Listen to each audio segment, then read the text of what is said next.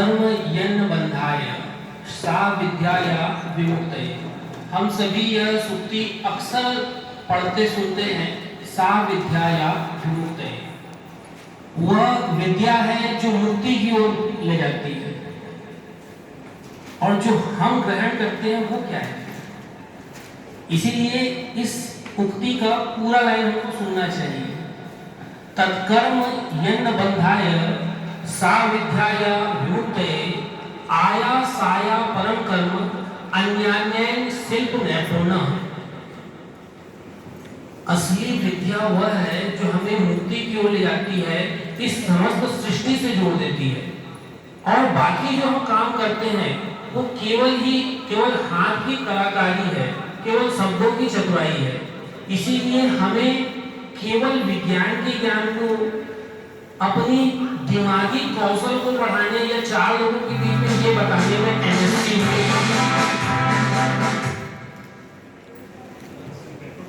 मैंने ग्रेजुएशन किया, मैंने पोस्ट ग्रेजुएशन किया, या मैंने इसमें पीएचडी कर लिया, इस तक सीमित नहीं करना है। हमें अपने ज्ञान को प्रकृति की सुरक्षा के लिए, प्रकृति के और सुहाने के लिए हम कैसे उपयोग कर सकते हैं, यह सही विद्या का रूप है।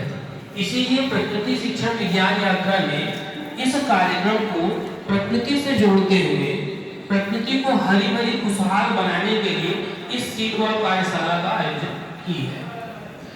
इस कार्यशाला के साथ हम एक लक्ष्य लेके चल रहे हैं कि हम सब मिलकर 5 लाख सीड बॉल बनाएंगे।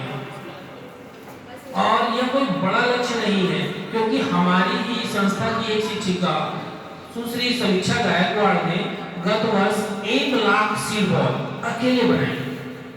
यदि वह 1 लाख सीड बॉल अकेले बना सकती है, तो क्या हम मात्र 10,000 सीड बॉल नहीं बना सकते? उनका 10% बस, उन्होंने 1 लाख किया, हम उसका 10वां हिस्सा करेंगे, मात्र 10,000 सीड बॉल। और यहाँ 50 लोगों की कार्यशाला है। यदि 50 लोग 10-10 हजार सीड बॉल बनाते हैं, हमारा लक्ष्य 5 लाख सीड बॉल का सक्सेस हो जाएगा। यकीन मानिए 5 लाख सीड बॉल की खासियत ही ये है कि प्रत्येक सीड जर्मिनेट जरूर होगा।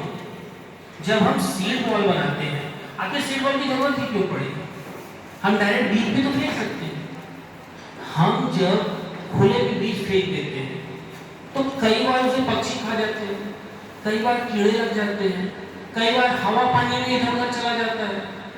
जब हम उसे मिट्टी की गोले के साथ बांध कर डालते हैं, जब उसमें हम थोड़ी गोबर खाद, थोड़ा चारकोल, ताकि वो नमी को अवशोषित कर सके, ये सब डालते हैं, तो वो एक थोड़ा भारी हो जाता है, हवा के साथ इधर उधर नहीं जाता और वह पानी को अवशोषित करता है। उसमें गोबर खाद के कारण न्यूट्रिशन रहती है। हमारे पूरे 5 लाख बीज पल्लवित जरूर होंगे। अब इस पल्लवन के बाद हमारा सही दायित्व होता है कि इन बीजों की आगे हम देख रेख कैसे कर पाते हैं। इन चीजों को ध्यान में रखते हुए यह सीड बॉल कार्यशाला रखी गई है। यकीन मानिए यदि हम लोग 5 लाख सीड बॉल बनाते हैं, अगले साल तक कम से कम 2 से 2.5 लाख पेड़ वास्तविक रूप में कम से कम बड़े हो जाएंगे। सबसे मुश्किल समय होता है गर्मी का। उस गर्मी में यदि वो सर्वाइव करके वो 2-2.5 लाख में से मान लीजिए आधे और खत्म हो जाते हैं, फिर भी 1 लाख पेड़ हम 1 साल में 1 लाख पेड़ तैयार कर देंगे। यह एक बहुत बड़ा अचीवमेंट आप लोगों के भरोसे हो सकता है। हमने यह सपना केवल आप लोगों के भरोसे देखा है और इस सपने को छोटे गाड़ी में नहीं रखना है। हमने यदि 10,000 चाहा तो केवल 10,000 नहीं, आप इस कार्यशाला को अपने बच्चों के साथ, अपने समाज के साथ, अपने परिवार के साथ और आगे ले जाएंगे।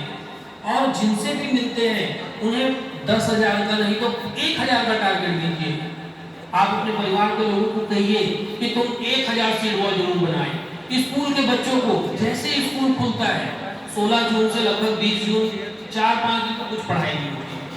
इस दौरान यदि हम बच्चों को मोटिवेट कर दिए कि हर बच्चा कम से कम 500-1,000 सीड बॉल बनाए। हमारे स्कूल में कम से कम 50 से 100 बच्चे होते हैं। स्कूल में बच्चे ही 1 लाख सीड बॉल बना लिए। सोचिए कितना अच्छा हम अचीवमेंट कर सकते हैं। इसके बाद इन सीड बॉलों को डालना कहाँ है? वो सीड बॉल डालने के लिए हम गार्डन में डालें तो उतना अचीवमेंट नहीं आएगा। हमें ये देखना है कि ऐसी नमी वाली जगह हो जहाँ पे उसे लंबे समय तक नमी पानी की और आपूर्ति हो सके। तो कहीं यदि नदी तालाब के आसपास का क्षेत्र हो, कहीं सड़कों के किनारे जहाँ पानी के गड्ढे इकट्ठे होते हुए पोखर हो, उन जगहों पे डालें तो यकीन मानिए ये 5 लाख सीड बॉल का लक्ष्य कोई बहुत बड़ा नहीं है। आप और मैं मिलकर इसको आसानी से कर सकते हैं। चलिए अब हम सीड बॉल के इतिहास के बारे में छोटी सी बात करते हैं। हमें ऐसा लगता है, मैंने जब यहाँ पे सीड बॉल के बारे में चर्चा करने के लिए सोचा तो मैंने YouTube में देखा। जनरली हम लोग रिसर्च करते हैं तो YouTube में ही करते हैं। YouTube के अलावा हमारे पास ज़्यादा रिसर्च नहीं, पढ़ने वाला काम कम ही है। YouTube में कहीं सीड बॉल के इतिहास के बारे में जिक्र ही नहीं। फिर आजकल का जो नया ट्रेंड है जिसमें हम रिसर्च करने का काम करते हैं तो वो है AI। मैंने AI में डाला कि सीड बॉल का इतिहास क्या है। तब सीड बॉल के इतिहास में पता चला कि सीड बॉल हमारे भारत का नहीं है।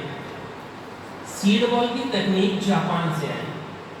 लगभग 500 ईस्वी में जापान में कोई किसान था, वो ये देखता था कि जब भी हम बीज डालते हैं, कभी पक्षी खा जाते हैं, कभी हवा पानी में चले जाते हैं, तो उन्होंने मिट्टी के गोले को बनाकर उसमें बीजों को डालना चालू किया। उसे क्यूशी कोंडा नाम दिया गया। मैंने तो लिख के रखा है।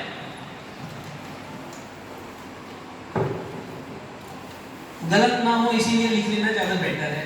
यदि एक मंच से किसी को जानकारी दी जा रही है तो जानकारी स्पष्ट हो और पुख्ता हो, इसीलिए मैंने इसका प्रिंट आउट रख लिया था।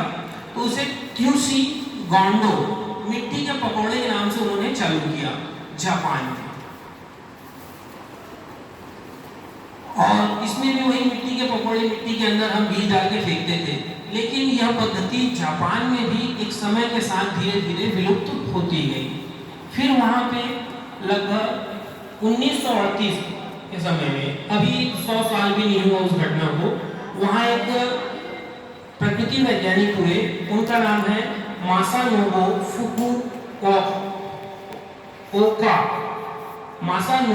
फुकुओका।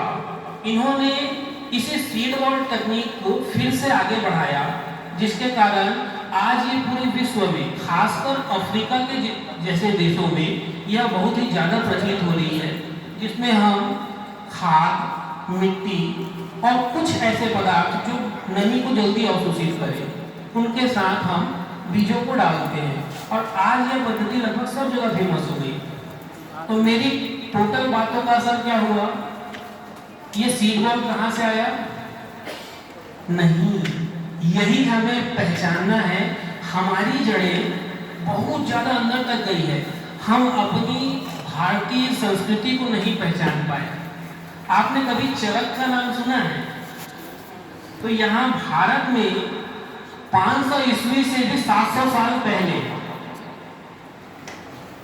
चरक संहिता में इस चीज का उल्लेख मिलता है।